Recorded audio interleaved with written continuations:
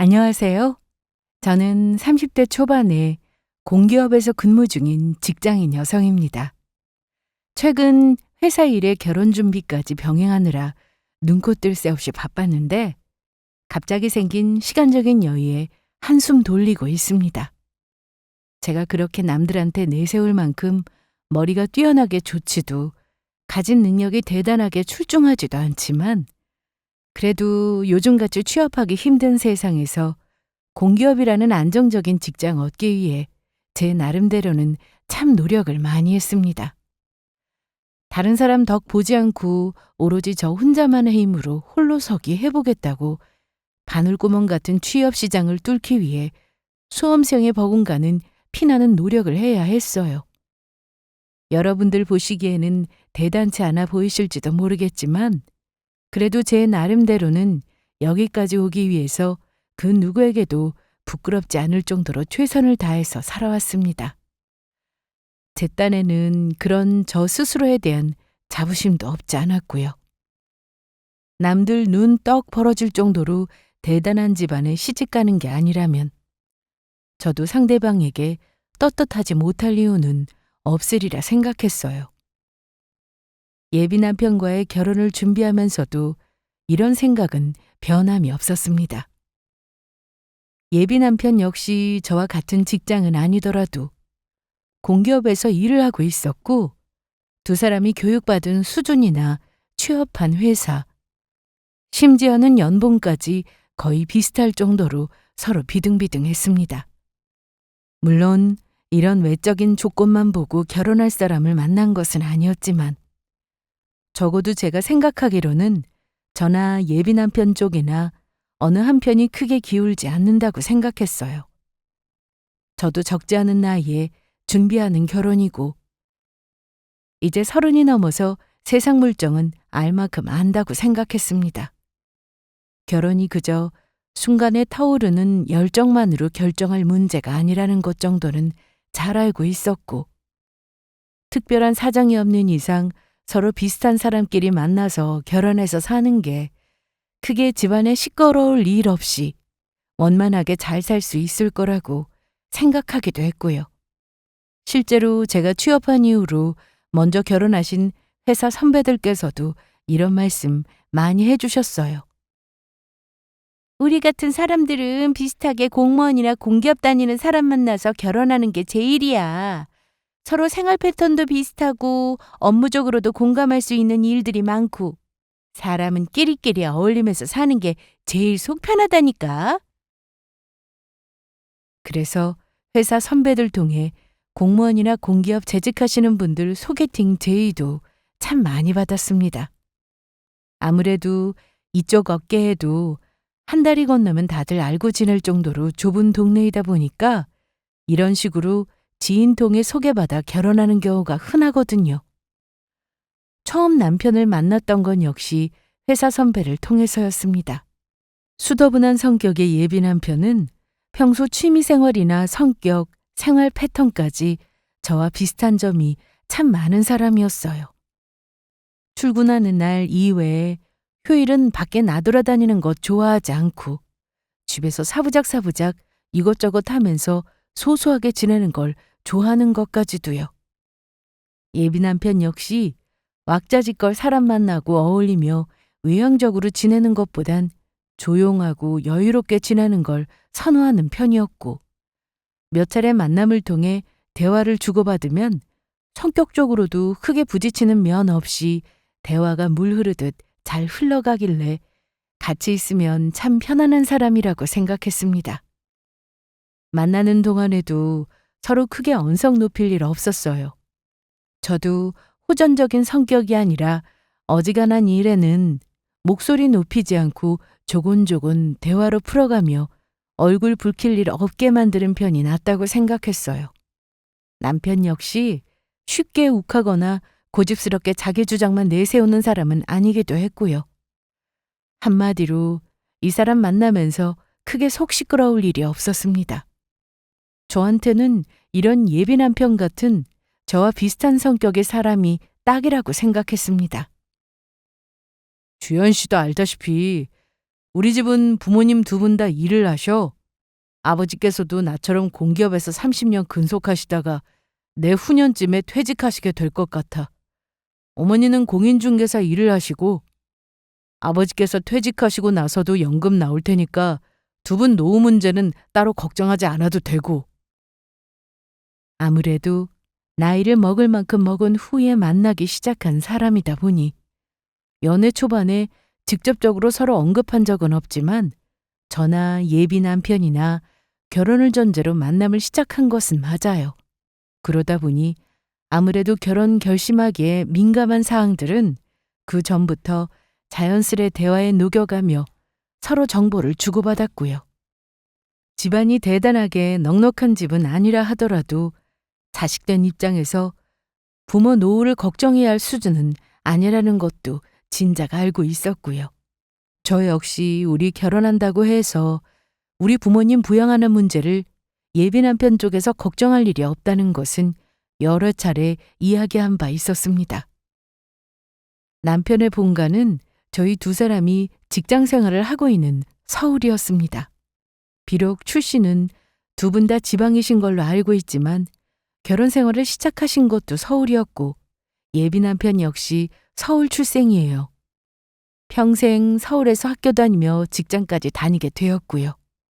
반면 저는 지방 출신이신 부모님 슬하에서 자라 고등학교 때까지는 지방에서 자랐어요. 서울로 대학을 진학하게 되면서 부모님 품을 떠나 대도시로 올라오게 되었죠. 그러니 성인이 되자마자 부모님으로부터 독립한 셈이었습니다. 아이고 내 새끼. 아무 연고도 없는 곳에 이 어린 게 혼자 올라가서 밥이나 제대로 챙겨 먹을지. 엄마는 별 걱정을 다 해? 엄마 딸내미 똑 부러진 거 다 알면서? 저희 집이 지방에서도 시골인 편이었거든요.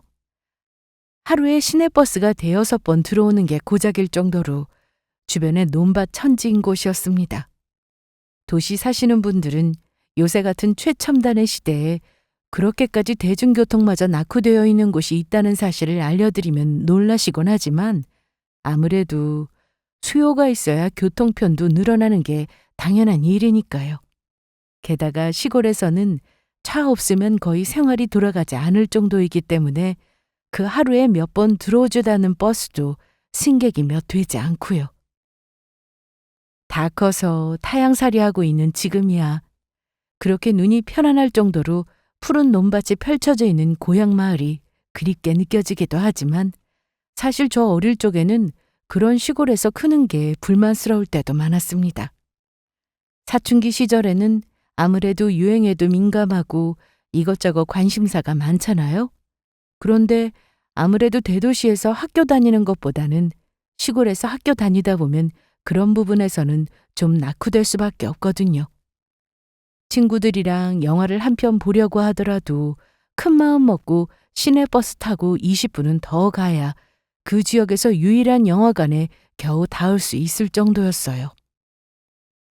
부모님이야 항상 일한다고 바쁘시니 그런데 저 데려가 주실 짬내기도 쉽지 않으시고 놀거리 즐길거리 한번 누리기가 쉽지 않으니 어린 마음에는 나는 왜 서울에서 태어나지 않고 이런 깡촌에서 태어나서 지루한 학창시절을 보내야 하나 철딱서니 없는 생각을 한 적도 있었습니다. 아직 철이 없어 어떻게든 저나 저희 언니 잘 가르치려고 1년 365일 성실하게 일하셨던 부모님께 투정을 부리기도 했고요. 지금이야 네가 아직 어리고 뭘 잘 몰라서 그렇지 사람은 원래 풀냄새 맡고 흙 밟아가며 사는 게 제일인 거야. 너도 나중에 나이 먹고 나면 도로 여기 내려오고 싶어서 난리일 거다. 그때는 딸 자식인 제 불만을 그저 가볍게 넘기시는 부모님께 속이 상하고 이런 시골을 그리워하게 될 거라는 부모님 말씀에 말도 안 된다고 생각했지만 저도 나이를 들고 쳇바퀴처럼 바쁘게 돌아가는 도시 생활에 찌들다 보니 정말로 그런 시골의 여유가 사무치게 그리워질 때가 있곤 합니다.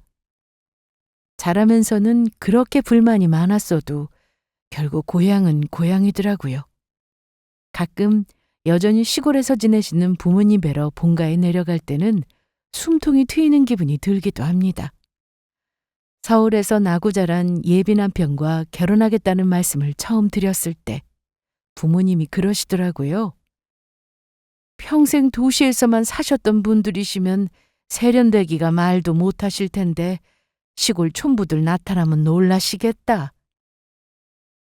저희 부모님 외양이 그리 화려하지 않은 것은 사실입니다. 아무래도 농사를 지으시며 볕 아래에서 구슬땀을 흘리며 일하시는 분들이시다 보니 햇볕에 피부를 그을려 도시 사람보다 까무잡잡하신 편이었거든요. 하지만 저는 그게 참 건강해 보이고 무엇보다 저희 부모님이 평생을 성실하게 사셨다는 증거라고 생각하니 왠지 훈장처럼 느껴지기도 했거든요. 그런데 아버지도 아버지이시지만 아무래도 어머니는 여자이시다 보니 그런 점이 조금 신경이 쓰이시는 모양이었어요. 두 분 모두 시골에서 손수 기르신 푸성기로 가득한 건강한 밥상에 깔끔하지만 소박한 차림으로 지내시던 분이다 보니 화려한 도시 생활에 익숙해져 계신 예비사돈 내외가 퍽 의식이 되셨던 모양입니다. 아빠, 엄마, 우리 꿀릴 거 하나도 없어. 딸내미 이만큼 키워놔서 좋은 직장 들여보내고 두 분 노후 준비 확실하게 되어 있는데 그쪽 집안에 우리가 아쉬울 게 뭐가 있다고? 평생 시골에서 사신 일이나 농업에 종사하신 일 당당하게 생각하셨던 부모님이셨는데 아무래도 딸의 결혼이 달려있다 보니 이래저래 걱정이 많아지신 모양이었습니다. 그럼 부모님 보란 듯이 큰 소리를 떵떵 쳤어요. 꼭 부모님 들으시라고 한 소리라기보다는 그게 제 진심이기도 했습니다. 손바닥만한 땅덩이에 살면서 대도시니 시골이니 금 나눠가며 생각하는 것도 사실 웃기는 일이잖아요. 요새 나이 드신 분들은 도리어 귀농 생활을 로망으로 여기시는 분들도 많다고 하시던데 그런 부분을 제가 약점이라 여길 이유는 단 한 가지도 없다고 생각했습니다.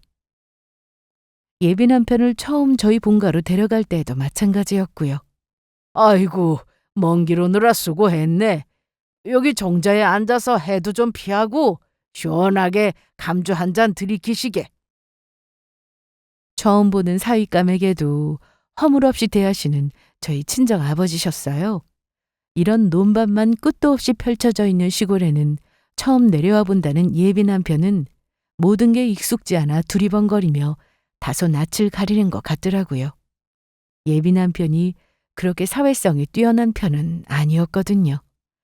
물론 자기도 사회생활하는 사람이다 보니 기본은 하지만 낯선 환경에 결혼 허락을 받겠다고 예비 장인어른 장모님을 처음 뵙는 자리이니까 아무래도 긴장을 해서 더 저러려니 했습니다.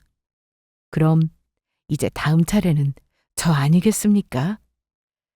저희 집 갈 때는 그래도 좀 덜 했는데 처음 뵙는 예비 시부모님께 인사드릴 생각하니까 긴장을 안 할 수가 없더라고요. 최대한 어른들 마음에 둘 수 있도록 신경 쓰고 꾸미고 선물도 정성껏 준비해 인사를 드리러 갔습니다. 듣자니까 아가씨 본가가 시골이라고 하던데 양친 되시는 분들은 평생 시골에서 지내셨다죠? 네, 저도 고등학교 때까지는 거기서 자랐고 언니나 저나 대학 입학하면서부터 서울로 올라와서 지내고 있습니다. 딸을 둘이나 타지로 보내놓고 부모님이 걱정이 많으시겠네. 자식들 다 나와서 지낸다고 하지만은 이제 나이를 먹을수록 자식들 손 빌려야 할 일이 많아질 텐데. 누구나 부모님 나이 드시면 자식들이 신경 써야 할 일이 많아지는 건 당연한 일이겠죠.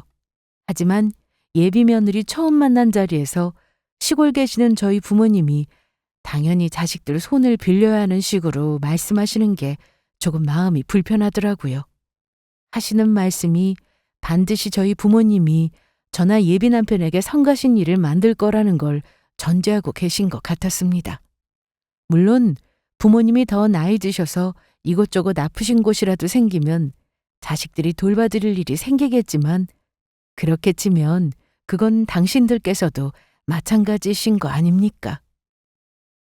이 사람이 참 며느리 될 사람 처음 만난 자리에서 뭐 벌써부터 그런 얘기를 하고 있어? 사돈 내외께서 알아서 잘하시겠지. 그래도 도시 터 잡고 지내시는 거랑은 다르지요. 큰 병원이라도 온다고 치면 이래저래 신경 써야 할 일이 많을 텐데.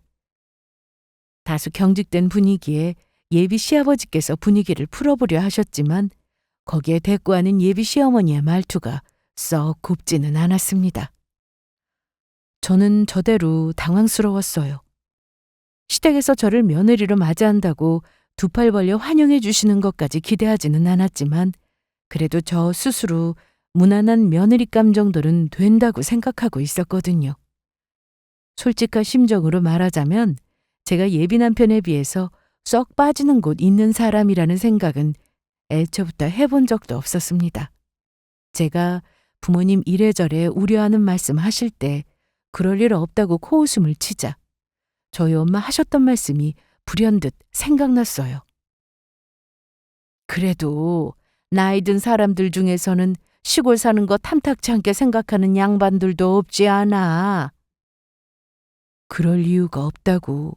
그렇게 생각하는 사람이 이상하다고 생각했지. 설마 하니 예비 시어머니 되실 분이 저렇게 나올 줄은 몰랐어요.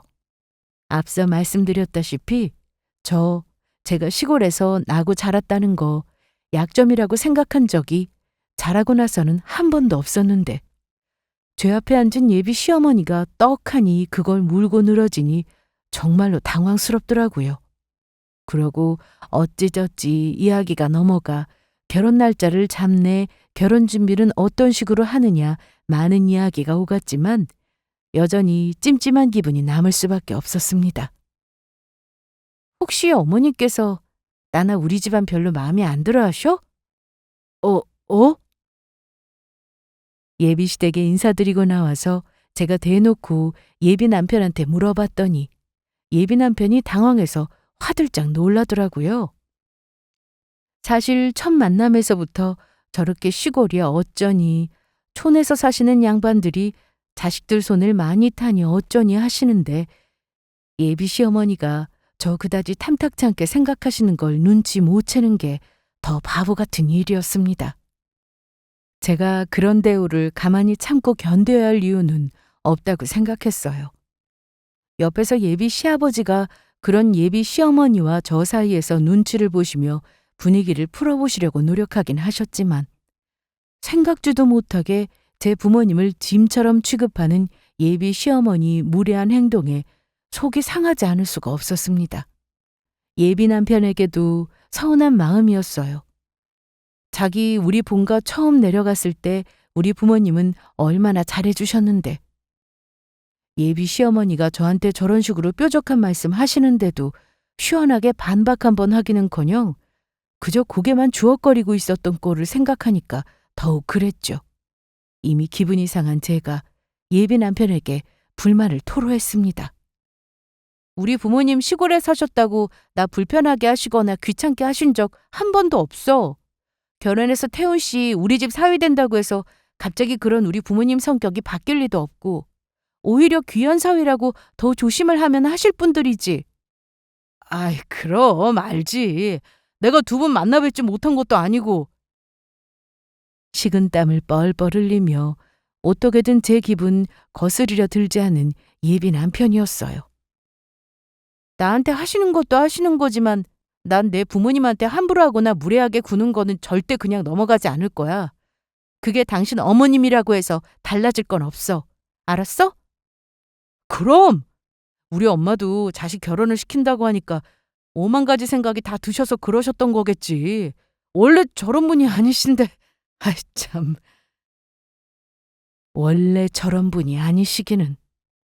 당신 귀한 아드님인 예비 남편한테야 좋은 엄마일지 모르겠지만 제 눈에는 예비 며느리 처음 만난 자리에서부터 저 시골 출신이라고 저희 부모님 여전히 시골에서 지내시는 촌부들이라고 무시하고 깔본 사람에 불과했습니다. 시어머니 될 사람만 며느리 이리저리 뜯어보며 재라는 법 있나요? 저도 예비 시어머니 될 사람 처음 보러 간 자리인데 첫 만남을 보란듯이 망쳐버린 예비 시어머니에게 좋은 점수 드리기 어려웠습니다.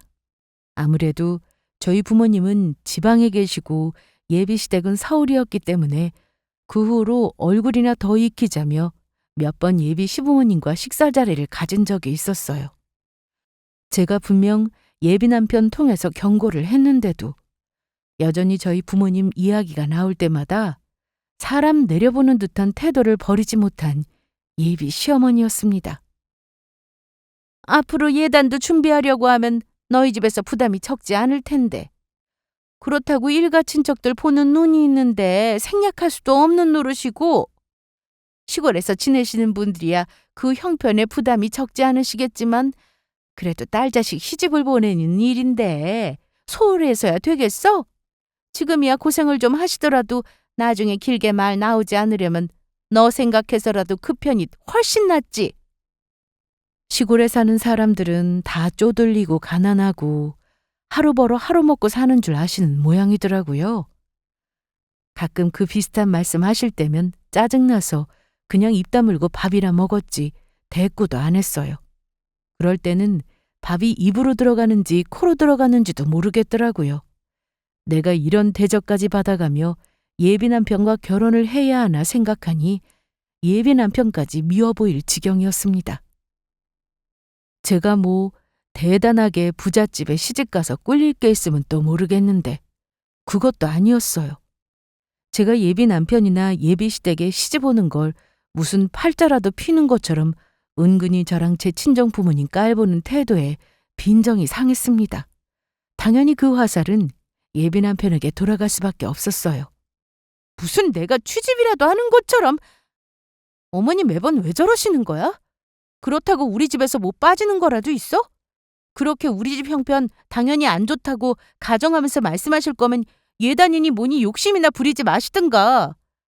아니, 결혼하면서 다들 하는 건데 뭘 그렇게까지 그렇게 예민하게 받아들이고 그래. 엄마 말씀대로 남들 다 하는 거 제대로 안 하면 주변에서 말 나올 거고 그럼 피곤해지는 건 결국 주연 씨잖아. 누가 안 한다고 했어? 애초에 우리가 그 문제로 따로 입댄 적이나 있었냐고. 어차피 다 받아먹을 거면서 말 한마디를 해도 저런 식으로 하니 욕심은 욕심대로 부릴 거면 사람 그렇게 무시나 하지나 말든가. 연애하면서 예비 남편과 단 한 번도 싸운 적이 없었는데 언성을 있는 대로 높여가며 싸우기도 여러 번이었습니다. 정말 이 결혼 엎어버려야지 생각했던 것도 한두 번이 아니었어요. 저도 저지만 아무것도 모르고 결혼 얘기 잘 진행되고 있을 거라고 생각하고 계시는 저희 친정 부모님 생각하면 못할 짓이다 싶더라고요. 그렇게 제가 결혼에 대해 냉담하게 반응하면 또 자기들 쪽에서는 잘못한 건 알았는지 예비 남편이 헐레벌떡 제 앞으로 달려와 무릎을 꿇기를 수차례였습니다. 살면서 누가 제 앞에서 무릎 꿇어본 적이 있었겠어요? 처음에는 제 앞에서 자존심 다 내팽개치고 저 결혼 물을까봐 손이 발이 되도록 싹싹 비는 예비 남편 모습을 보고 진짜 많이 놀랐습니다. 뭐 그때야 그 인간이 그렇게 무릎이 가볍고 저렴한 인간인 줄은 미처 몰랐으니까. 저 사람이 정말 나한테 미안해하고 반성하고 있다고. 지금이었으면 단박에 알아챘을 예비 남편 얄팍한 행동에도 그만 마음이 약해지고 말았습니다. 미안해 주연 씨. 주연 씨 입장에서도 그렇고 장인 장모님 생각하면 속 많이 상했을 텐데 나도 결혼 준비 때문에 이래저래 신경 쓸 게 너무 많으니까 내가 주연 씨 마음을 배려를 못했어. 내가 잘못했어. 내가 주연 씨 아니면 누구하고 결혼을 하겠어? 나 주연 씨 아니면 아무랑도 결혼할 생각 없어. 앞으로 내가 더 신경 쓸게. 어머니한테도 내가 잘 말씀드릴 테니까 제발 화 좀 풀어줘. 어? 그때 그걸 그렇게 쉽게 봐주는 게 아니었는데 결혼까지 생각한 사람이다 보니 사실 마음이 물러지지 않기가 더 힘들었죠. 이것도 변명일지 모르겠지만 저 한 번씩 화낼 때마다 저렇게 자존심 내세우지 않고 곧장 사과하는 탓에 그만 예비 남편을 받아주고 말았던 겁니다. 예비 시댁에 인사드린 이후부터 이런 식으로 갈등이 끊이지 않았지만 결국 상견례까지 끌고 오게 되었던 건 역시 제 우유부단함이 한몫했다 싶었습니다. 설마 하니 우리 엄마 아빠 처음 만나는 자리에서까지 예비 시어머니가 그렇게 콧대를 세울까 싶기도 했지만 예비 남편에게 아주 신신당부를 해두었어요. 나 지금까지도 많이 봐준 거 알지? 어머님, 우리 부모님 모신 자리에서까지 그렇게 속에 있는 생각 못 감추고 무례하게 구시면 나 그때는 정말로 이 결혼 엎을 거야. 그러니까 태연 씨도 그렇고 어머님도 그렇고 단속 단단히 해도? 그럼 걱정하지 마. 내가 다 알아서 할게. 큰 소리를 떵떵 치는 예비 남편이 아주 믿음직하지는 않았지만 그래도 저 사람이 정말로 나랑 결혼할 마음이 있다면 이번만큼은 믿음직한 모습을 보여주겠지 생각했습니다. 아이고, 참 격조 있고 분위기 좋은 곳으로 잘 골랐네. 서울에서도 상견례 장소로 손꼽힌다는 고급 한정식 집에 부모님을 모시자 두 분께서 고급스런 한옥 가옥에 연못까지 조성되어 있는 식당을 둘러보시고 감탄하셨습니다. 아무래도 지방에서는 이런 곳이 드물기도 하니까요. 상견례 당일 약속 시간 맞추시겠다고 새벽같이 올라오신 친정 부모님이셨어요. 아마 잠도 한숨 제대로 못 주무셨을 겁니다. 그럼에도 불구하고 새로 옷차림새를 매만져주며 긴장한 티가 역력하신 부모님이셨어요. 조금 서둘러 나오기를 잘했다. 사돈 되실 분들 처음 만나는 자리인데 미리 나와서 기다리는 게 예의지. 그럼 첫인상이 얼마나 중요한데 괜히 우리 딸 시집도 가기 전에 점수부터 깎아먹을 일 만들면 안 되지. 정작 저희 부모님께서 그렇게 잘 보이려 드시는 예비 시어머니는 저한테 점수 깎인 지 한참이라는 사실은 차마 말씀드릴 수 없었습니다. 그저 딸 자식이 좋은 남편, 좋은 시부모님한테서 사랑받고 살기만을 바라시는 두 분이실 텐데 그걸 생각하니 참 죄송스러운 마음이었습니다. 상견례 시간도 되기도 전에 한쪽에 주르륵 나란히 앉아 예비 남편과 예비 시댁 식구들을 기다리기 시작했어요. 벌써 상견례 시간이 다 되어가는데 아직 예비 남편과 예비 시댁 쪽에서 누구도 나타나지 않았습니다. 오실 때가 됐는데? 조금 늦을 수도 있지. 시골도 아니고 서울에 주말이니 차가 안 밀리는 게 더 이상한 거야. 괜찮아. 우리가 좀 더 기다리면 되지 뭐. 째깍째깍 시간이 흘러갈수록 제 마음은 초조해져만 가는데 그런 저를 도리어 괜찮다며 안심시키시는 부모님이셨어요. 아무리 차가 밀린다고 해도 평생 서울에서 사셨다는 분들이 그걸 모르실 리도 없고 이런 날은 당연히 그걸 감안해서 일찍 나오셔야 하는 거 아니에요? 다른 일도 아니고 무려 상견례가 아닙니까? 사돈 될 사람 불러놓고 아직까지 코빼기도 비치지 않은 예비 시댁에 점점 기분이 바닥을 치기 시작했습니다. 태훈 씨, 지금 어디야? 벌써 우리 부모님 기다리신 지 2시간이 다 되어가는데 이게 무슨 경우야? 아, 주현 씨, 이제 다 왔어. 다 와가. 그렇게 상견례 시간으로 약속된 시간에서 무려 2시간이 늦어서야 모습을 드러낸 예비 남편과 예비 시부모였습니다. 그나마 예비 남편이나 예비 시아버지는 무슨 죄를 지었는지 알고는 있는지 저나 저희 부모님 눈치를 보는데 예비 시어머니라는 인간은 그 시간에 나타나 놓고도 고개를 빳빳하게 쳐든 게 자기 잘못한 거 하나 없다는 태도였습니다. 보고 있자니 기가 찰 지경이었어요. 저도 모르게 화가 나서 한마디 하려는 걸 옆에서 저희 엄마가 제 꽉 쥔 주먹을 힘주어 잡으시며 말리셨어요. 그래놓고 예비 시어미 입에서 튀어나온 소리가 참 가관이었습니다. 천하 이 사람이 급하게 좀 일이 있어서 아무래도 이런 대도시의 주말 도심에는 이 정도 차 막히는 일은 예사일이라서요. 너무 어처구니가 없어서 입이 떡 벌어졌습니다. 거기다 정말 밉살스럽게도 한마디 보탠 예비 시어머니였어요. 어차피 두 분 다 시골에 계시면서 딱히 하실 일도 없으셨을 텐데 이렇게 일찍 나오신 거 보니 남아도는 게 시간이실 거잖아요. 안 그래요? 무려 상견례에 2시간 넘게 지각해놓고 사과 한마디 없이 어떻게 이따위 개소리를 짓거릴 수가 있습니까? 이게 상식 있는 인간으로서 할 수 있는 일이랍니까? 나를 얼마나 우습게 여겼으면 내 부모 보기를 얼마나 하찮게 여겼으면 이런 짓을 할 수가 있어요.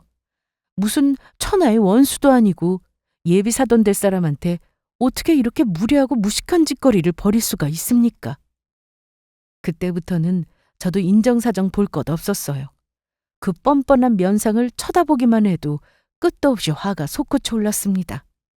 그런 제 어미 옆에서 눈치만 슬슬 보면서 우물쭈물거리고 있는 예비 남편이라는 놈은 그냥 등신이었어요. 제 어미가 저렇게 뻔뻔하고 낯짝 두껍게 나올 것 같으면 저라도 바짝 고개 조아리고 저희 부모님한테 똑바로 사과하는 게 맞는 거 아닙니까? 제 앞에 저랑 단둘이 있을 때는 그렇게 값싼 무릎 잘도 꿇기만 하더니 제 부모 보는 앞이라고 저도 체면을 세우는지 저희 부모님한테 사과 한마디 건네지 않는 놈을 보니 그 순간 결심이 섰습니다. 진짜 기가 막히네요. 이건 대체 어느 나라 예절이랍니까? 어머! 너 지금 어른 앞에서 이게 무슨 경우니? 참 대단하시네요. 지금 제 앞에서 경우를 따지세요? 먼저 경우 없이 나온 게 누군데? 사돈 될 사람을 불러놓고 2시간을 넘게 지각을 했으면 오자마자 죄송하다고 고개를 박아도 화가 풀릴까 말까인데 어쩌면 저렇게 하나같이 경우가 없을 수 있는지. 당신들 이렇게 나올 줄 알았으면 나 우리 부모님 이 자리까지 모시고 나오지도 않았어. 이 경우 없는 인간들하고 나 결혼 못해. 그 자리에서 보란 듯이 파혼을 선언한 저였습니다. 저희 부모님 얼굴을 봐서라도 이 결혼을 하는 건 말도 안 되는 일이었어요. 결혼 전부터도 이렇게 사람을 멸시하며 제 밑으로 깔보는 인간을 어떻게 평생 보고 살겠습니까? 처음에 제가 있는 대로 흥분을 하자 당황하시던 부모님께서도 저 막대 먹은 인간들 꼴을 보니 더는 볼 것도 없다고 생각하셨던 모양입니다. 일이 이렇게 되어서 저희도 참 유감입니다. 우리라고 이런 집에 귀한 딸 자식 보내고 싶겠습니까?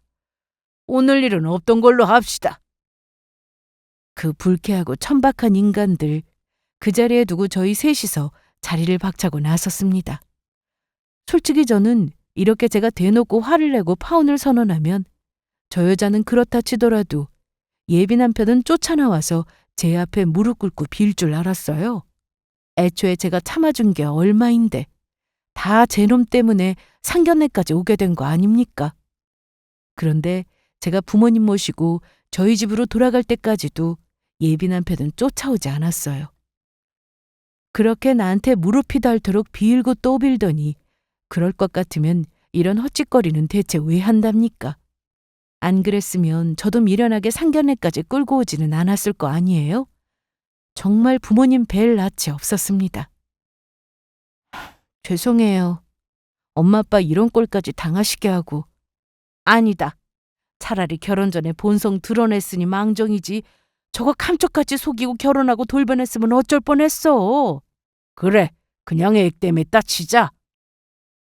그러고 그 다음 날이 되어서야 술구머니 제 앞으로 기어온 예비 남편을 들고 있던 가방이며 손바닥이며 할 것 없이 진짜 흠씨 두들겨 패버렸습니다.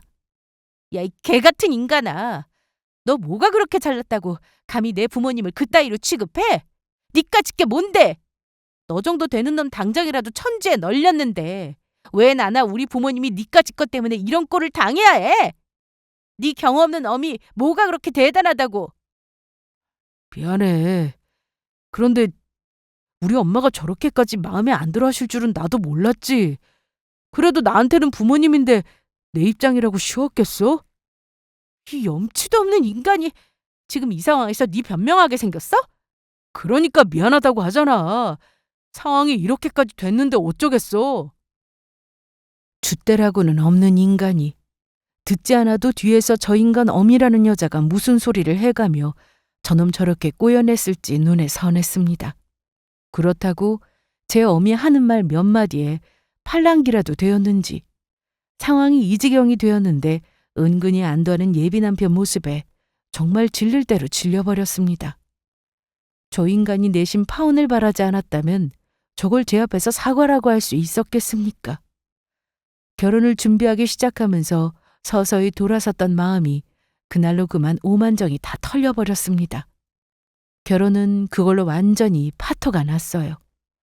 처음 얼마간은 그것들 떠올리기만 해도 분해서 속이 부글부글 끓었지만 차츰 시간이 흐를수록 저희 부모님 하신 말씀이 맞다 싶더라고요. 저런 것들한테 코 깨어서 혼인신고까지 했으면 일이 얼마나 더 걷잡을 수 없이 커졌을까 생각하니 저 더러운 것들 차라리 이렇게 떨어져 나간 게 천운이다 싶어지더군요. 뭐 그렇다고 해서 그 막대 먹은 인간들 잘했다는 건 결코 아닙니다. 그 후로 연락 한 번 하지 않고 완전히 남이 되어버린 사이였지만 내 옆에 2번 다시 나타나서 또 속 긁었다가는 그때는 그 뻔뻔한 낯짝을 긁어버리리라고 이를 부득부득 갈았어요. 그 이후로 생긴 변화가 있다면 저희 부모님의 거취 문제였습니다. 그래도 얼마 전까지는 서울에 언니라도 같이 있었는데 언니가 해외 파견 근무를 나가게 되면서 서울에 이제 저 혼자뿐이었습니다. 하필이면 그 문제의 상견례로 집안 꼴이 뒤집어지기 얼마 전에 급하게 떠나는 바람에 가뜩이나 힘든 시기에 저 위로해줄 언니마저 없으니 괜히 더 서럽더라고요. 부모님도 그걸 안쓰럽게 생각하셨던 모양입니다. 우리도 이제 나이 먹고 병원도 다니고 하려면 큰 도시에 올라와 있는 편이 낫지. 아예 올라오시려고요? 부모님 2분 모두 평생 지내시던 시골을 얼마나 사랑하는지 잘 아는 저였습니다. 그런 분들이 저 때문에 평생 지내던 곳을 떠나실 결심까지 했다고 생각하니 너무 죄송스럽더라고요. 여기에도 집이 있고 시골에도 집 그대로 놔두면 우리 내킬 때 내려가면서 왔다 갔다 오갈 수도 있고 우리 딸내미 얼굴도 더 자주 볼 수 있고 엄마 아빠는 좋지. 죄송하긴 했지만 솔직히 부모님이 곁에 있어 주신다고 생각하니 벌써부터 마음이 든든하더라고요. 그렇게 저 사는 곳 근처에 이사 오시기 위해 집 구하러 부모님이 올라오시게 되었습니다. 왜 벌써 들어오셔? 집도 보고 하면 시간 좀 걸릴 것 같다더니?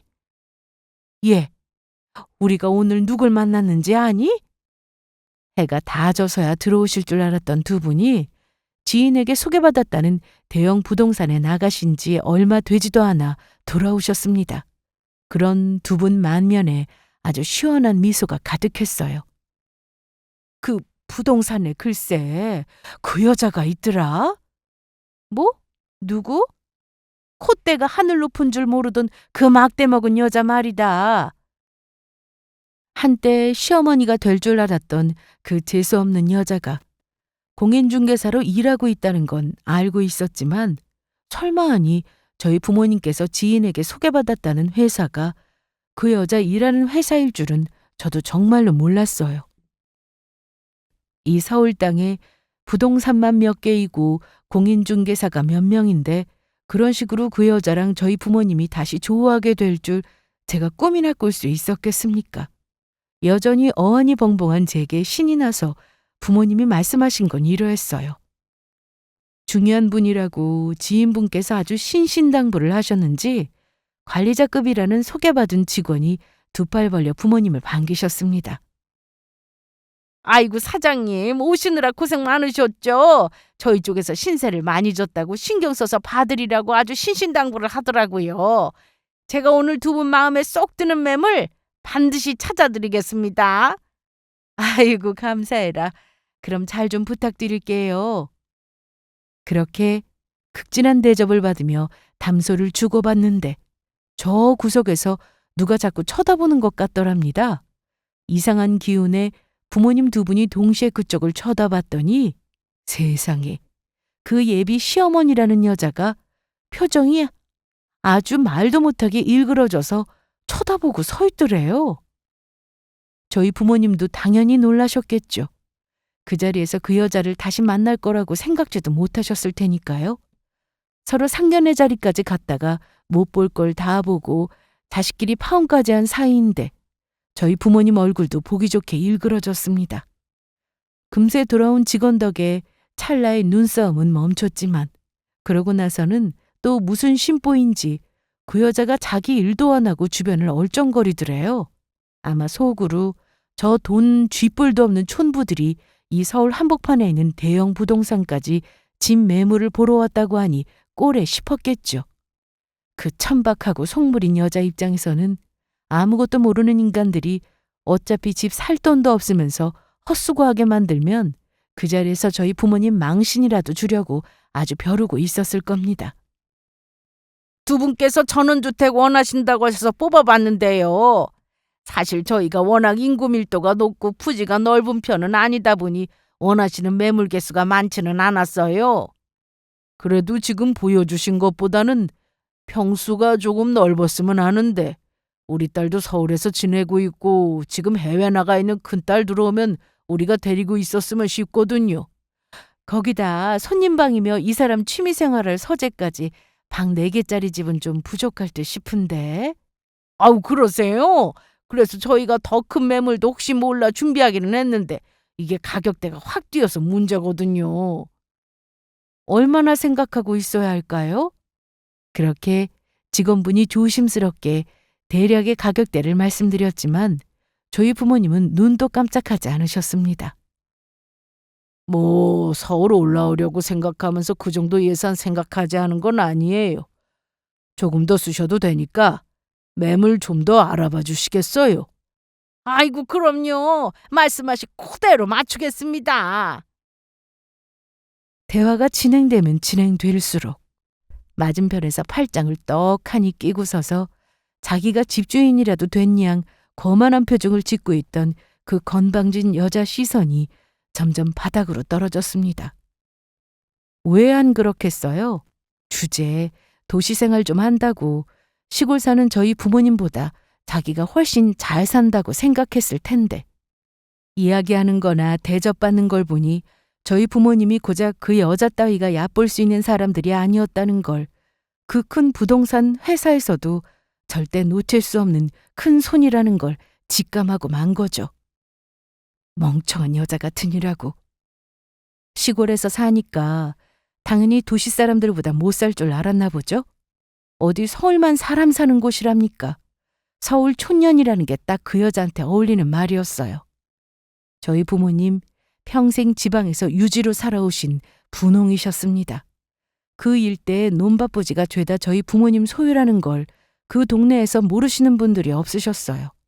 지금은 두 분 다 나이가 드셔서 소일거리 삼으실 정도로 농사 규모를 줄이시긴 했지만 고수익을 얻을 수 있는 특수 작물로만 농장을 몇 개는 가지고 계신 분이 바로 저희 부모님이셨습니다. 한마디로 그런 천박한 집안에 아까운 것은 그것들이 아니라 저나 저희 부모님이셨어요. 그 여자 실시간으로 표정 바뀌는 꼬락서니가 어찌나 웃기든지 무슨 1등 당첨된 로또 잃어버린 표정이더라.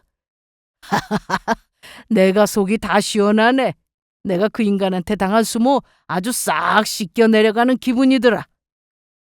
그 이야기를 듣고 나니까 저도 덩달아 속이 다 시원해져서 웃음이 터져버렸습니다.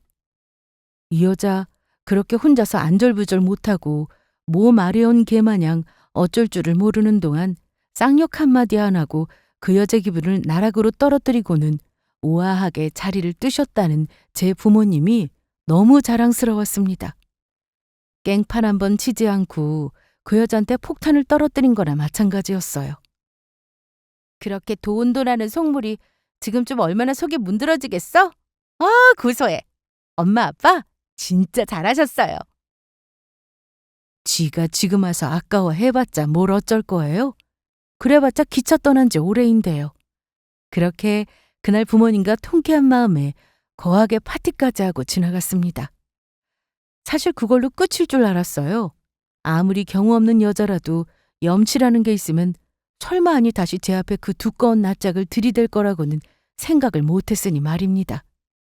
저 퇴근하고 집에 돌아와 보니 그 여자가 제 마마보이 아들놈까지 데리고 석고대죄라도 하는 대역죄인처럼 서 있는데 처음엔 놀라서 기절하는 줄 알았습니다.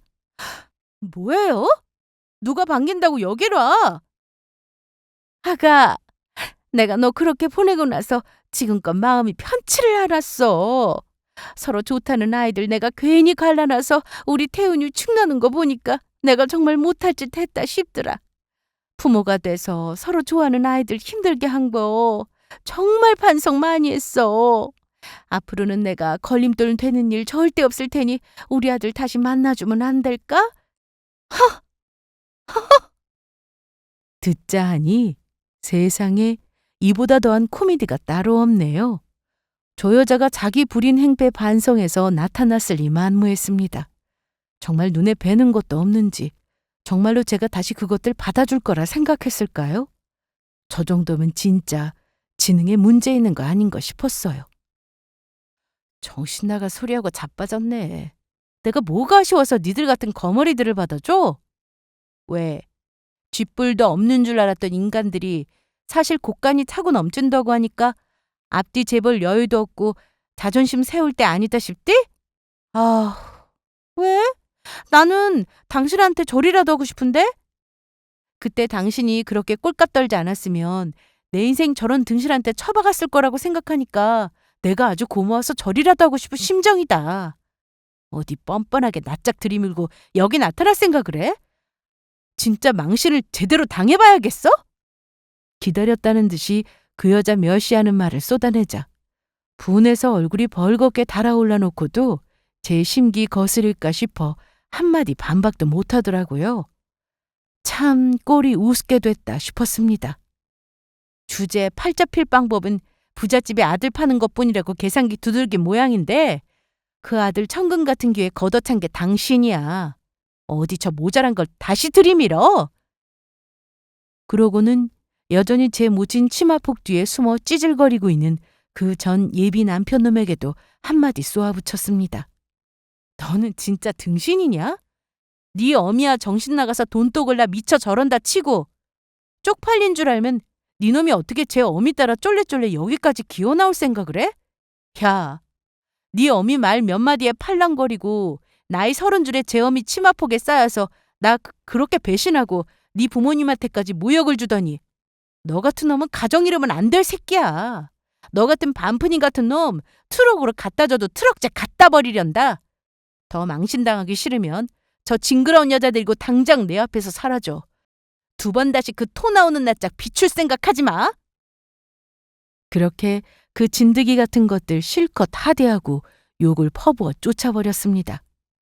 그럼 저한테 이런 대접 받을 줄 몰랐나요? 생각이 없어도 참 그렇게 없을 수가 있나. 다시 한번 파혼이 제 인생 살렸다는 생각에 안도의 숨을 내쉬었습니다.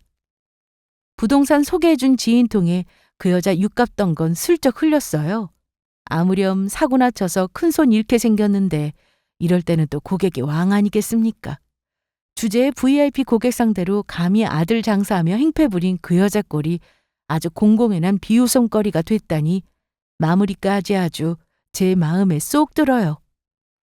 저는 요새 아예 서울로 집 구하신 부모님 댁에 들어가서 지내고 있습니다. 다 커서도 부모님 품이 여전히 포근하기만 하니 저도 아직 철들려면 멀었나 봐요. 조금만 더 부모님 품에서 사랑 가득 받으며 지내다가 시집가죠 뭐. 제 파란만장한 파혼 이야기와 그 후일담은 여기에서 마무리합니다. 제 이야기 귀 기울여 들어주셔서 정말 감사드려요.